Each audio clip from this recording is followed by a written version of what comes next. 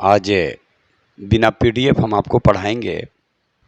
Political science में कुछ ऐसे टॉपिक हैं जिसको आपको एकदम हमेशा हम ऐसे पीडीएफ के माध्यम से भी पढ़ाएंगे, लेकिन थोड़ा सा ज़रूरी होता है। आप देखेंगे एकदम आराम से।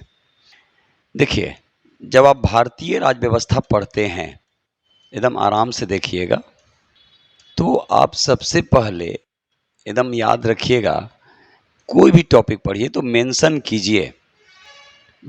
कीजिए भारतीय राज्य व्यवस्था। भारतीय राज्य व्यवस्था, तो आप इसको आप सबसे पहले जो पढ़ेंगे, भारत का संवैधानिक विकास। भारत का संवैधानिक विकास, ठीक है। भारत का संवैधानिक विकास तो पढ़ेंगे। इसमें आप दो चीज़ को कवर आराम से करिएगा। जैसे 1773 से लेकर 1900 पढ़े, आप देख लीजिए। जैसे मान लीजिए इसको आप 1853 तक, और फिर यहाँ देखेंगे 1858 से 1947। इसमें दो चीज को आपको कवर करना है। पहला संवैधानिक ये एक्ट तो है, और दूसरा गवर्नर जनरल ऑब्लिक वायसराय। हम ऐड करके पढ़ाएंगे आपको, याद रखिएगा, गवर्नर जनरल ऑब्लिक वायसराय। इस तरह से अगर आप पढ़िएगा, जैसे मान लीजिए ये क्या है, रेगुलेटिंग एक्ट है, ठीक है। तो ये 1773। अभी समय कौन था, वारेन हेस्टिंग्स। और वारेन हेस्टिंग्स का शासनकाल याद रखिएगा, और पूरा का पूरा कवर हो जाएगा। तो इस तरह से आपको पढ़ना है। तो हम लोग एक एक टॉपिक को आराम से पढ़ेंगे, पीडीएफ के माध्यम से भी पढ़ेंगे और ऐसे भी पढ़ेंगे।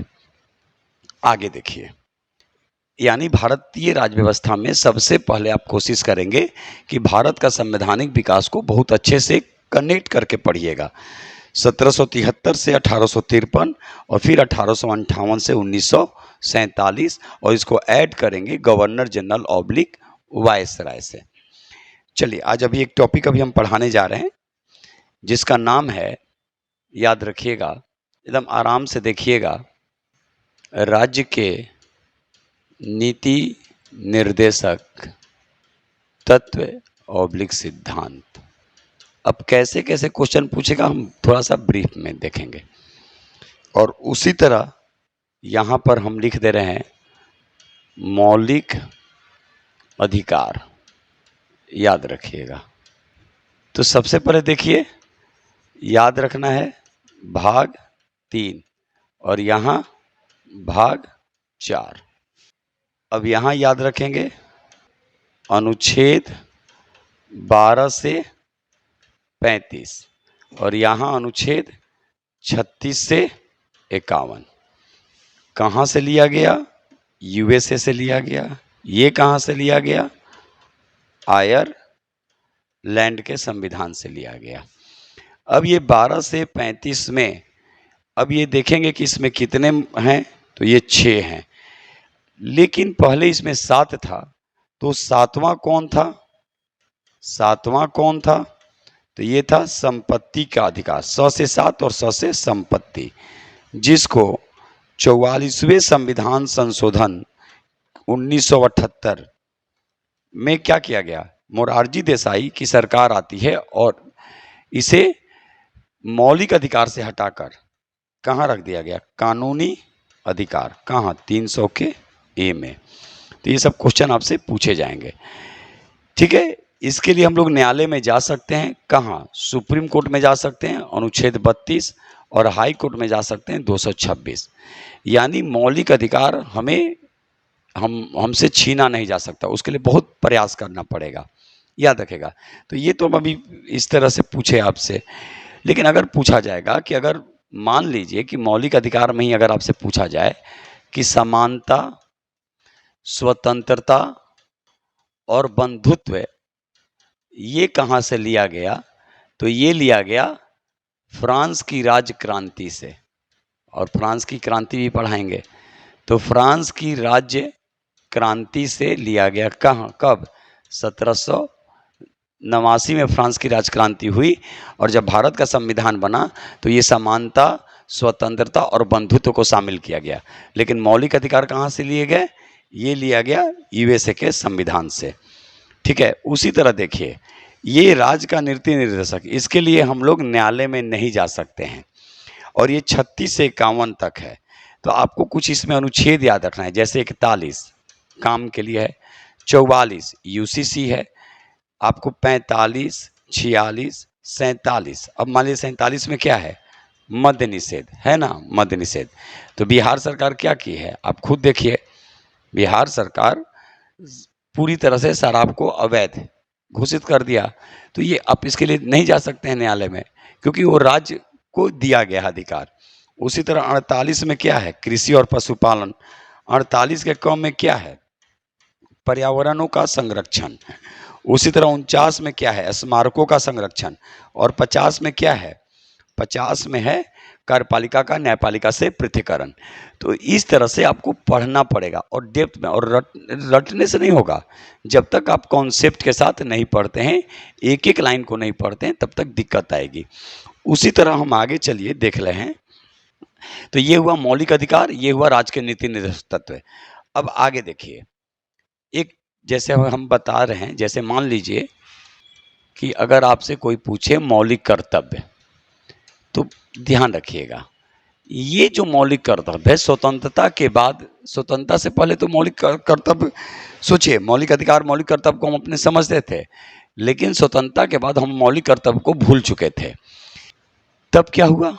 एक संविधान में संशोधन हुआ 42वां। कब? 1976। अनुशंसा किसने किया? सरदार स्वर्ण सिंह। पूरा डिटेल तो शनिवार विशेष में होता ही है, अभी नहीं लेके आ रहे हैं, थोड़ी सी तबीयत के कारण। तो सरदार स्वर्ण सिंह समिति की अनुशंसा पर, ठीक है, मौलिक कर्तव्य को भाग 4 के क और अनुच्छेद 51 के क में जोड़ा गया। और उस समय कितना था मौलिक कर्तव्य?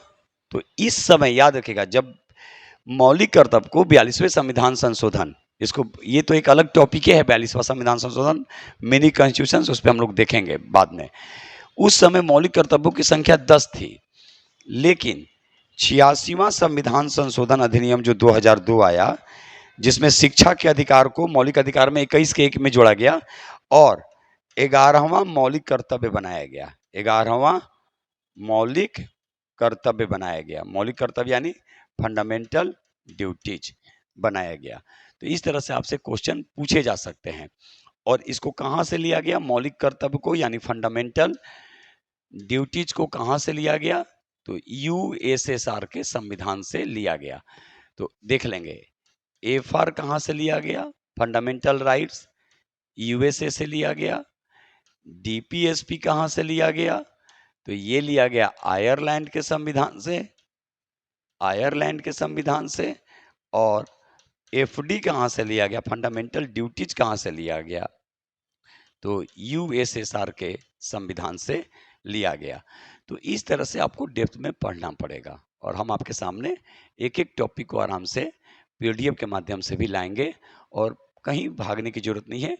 हम एक बार फिर बोलेंगे, 12 महीना 14 महीना जो भी लगे, एक बार संपूर्ण सिलेबस को, क्योंकि हम जब आपके सामने जो सेट अब लेकर आएंगे अगले बार, उसमें हम आपको पहले टॉपिक लिख देंगे, टॉपिक लिख देंगे सेट में, जैसे देखिए, और तब हम उसके सामने क्वेश्चन रखेंगे। जैसे मान लीजिए कि हम टॉपिक में रखे, मान लीजिए भारतीय इतिहास में प्राचीन, तो प्राचीन में जो टॉपिक होगा, मान लीजिए कि हमने लिया क्वेश्चन पाषाण से, तो पाषाण को यहाँ पे मेंशन कर देंगे।